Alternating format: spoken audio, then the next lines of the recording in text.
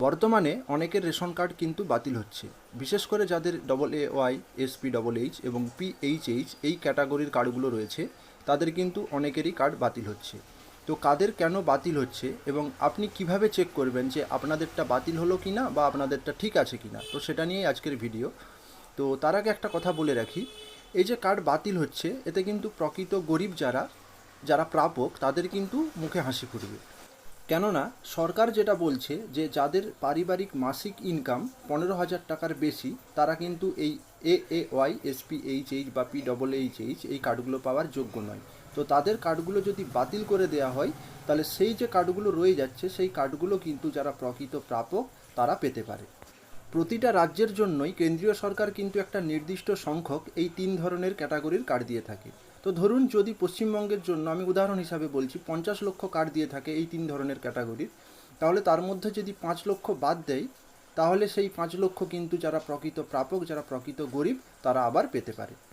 আমরা দেখেছি পশ্চিমবঙ্গে এমন অনেক দরিদ্র পরিবার আছে যাদের দুবেলা দুমুঠো ঠিকঠাক খাবার জুটে না, তাদেরও RKSY 1 এবং RKSY 2 এই ধরনের কার্ড রয়েছে। তো যদি এটা হয় অবশ্যই ভালো হবে, প্রকৃত প্রাপকরা উপকৃত হবে। তো এবার দেখে নিই যে আপনি কিভাবে চেক করবেন যে আপনারটা বাতিল হলো কিনা বা আপনারটা ঠিক আছে কিনা। তো এর জন্য প্রথমেই আপনারা যে কোনো একটা ব্রাউজারে চলে যাবেন। আমি এখান থেকে ক্রোম ব্রাউজার থেকে করব। তো ক্রোম ব্রাউজার ওপেন করার পর আপনারা লিখবেন food.wb.gov.in, এটা লিখবেন। এটা লেখার পরে সার্চ করবেন। তো সার্চ করার পরে দেখুন এই রকম একটা ইন্টারফেস আসবে। তো একদম আপনারা শেষের দিকে চলে যাবেন, দেখুন লেখা আছে এখানে স্পেশাল সার্ভিস, তার বাঁ দিকটাতে দেখুন ভেরিফাই রেশন কার্ড, ওখানটাতে আপনারা ক্লিক করবেন। ওখানটাতে ক্লিক করার পরে দেখুন এই রকম একটা ইন্টারফেস আসছে।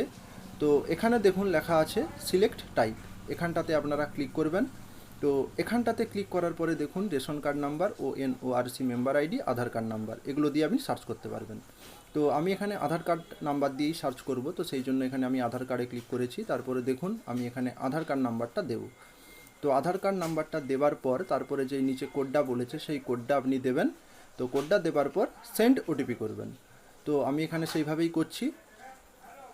তো দেখুন সেন্ড OTP করলাম। তো এরপর আপনাদের ফোনে একটা OTP আসবে, সেই OTP কিন্তু আপনাদেরকে দিতে হবে। তো দেখুন আমার এই রকম একটা ইন্টারফেস খুলেছে। তো এখানে এন্টার OTP, আর আপনার ফোনে যেই OTPটা আসবেন আপনি সেই OTPটা দেবেন। তো দেখুন আমার ফোনে OTP চলে এসেছে, তো আমি সেই OTPটা এখানে দেব। তারপর OTPটা দেওয়ার পর সাবমিট OTP করতে হবে। তো সাবমিট OTP করার পরেই তো দেখুন এই রকম একটা ইন্টারফেস আসবে।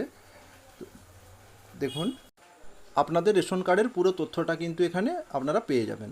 তো দেখুন এখানে সমস্ত কিছু তথ্যই দেওয়া আছে। একবারে নিচের দিকে দেখুন EKYC ডান, আমার এখানে ইয়েস করা আছে। তো এখানে আমার EKYC হয়ে গেছে।